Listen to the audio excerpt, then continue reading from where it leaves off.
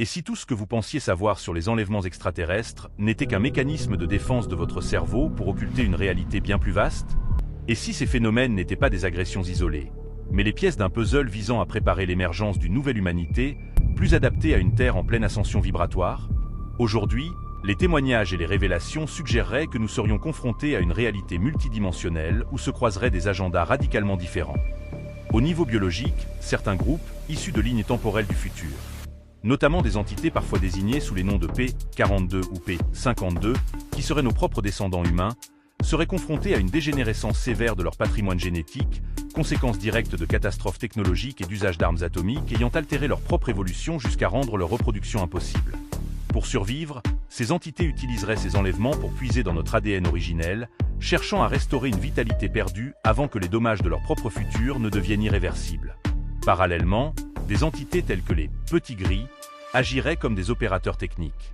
Employés par des coalitions d'espèces, au sein d'une structure de gouvernance interespèce d'une complexité extrême où chaque intervenant possède un rôle précis, ils agiraient comme des outils pour identifier des individus ayant signé des contrats d'âme avant leur incarnation.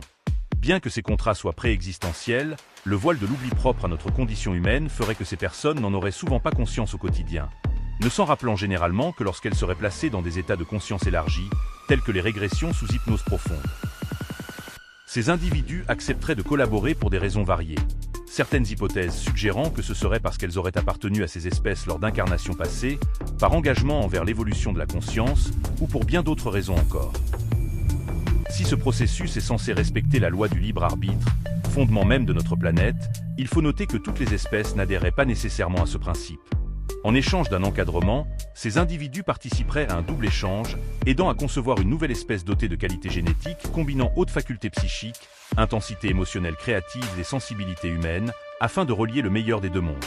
Ces individus, grâce à ce patrimoine unique, pourraient à terme devenir des gestionnaires en harmonie avec la Terre, voire contribuer à ensemencer d'autres mondes, faisant de notre planète un véritable laboratoire de vie et de croissance pour une multitude de civilisations.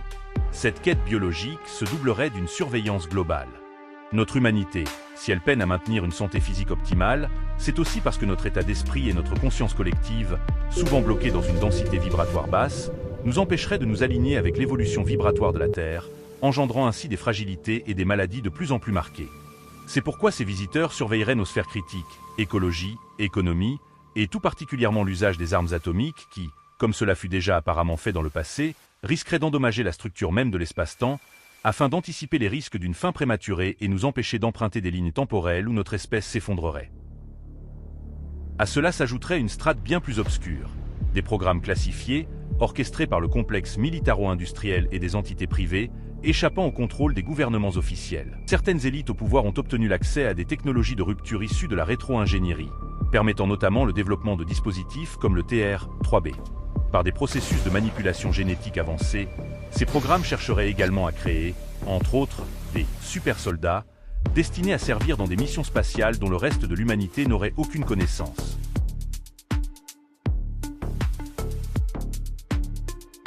Ces activités, opérées dans une opacité totale, serviraient une multitude de causes technologiques et militaires, dissimulant une maîtrise de technologie non conventionnelle dont la finalité demeurerait protégée par des niveaux d'accréditation absolus.